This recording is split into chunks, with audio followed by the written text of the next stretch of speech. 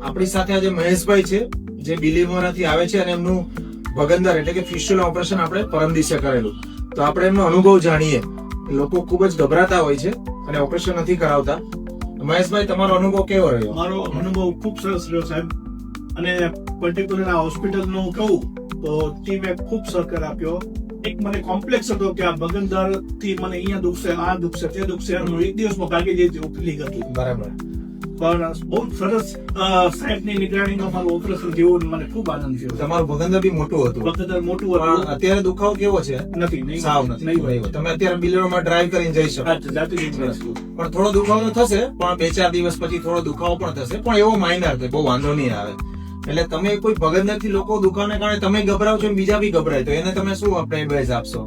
હું ગભરાતો તો એટલે કહેવા માંગુ છું કે કોઈ ગભરાતા નહીં, અને ઓપરેશન જ એકમાત્ર આનો ઈલાજ છે. ઇલાજ છે. કોઈ બી જગ્યાએ સારા ડોક્ટર ડિગ્રી વાળા હોય એની પાસે કરાવી લેવું જરૂરી છે. સરસ, થેન્ક યુ.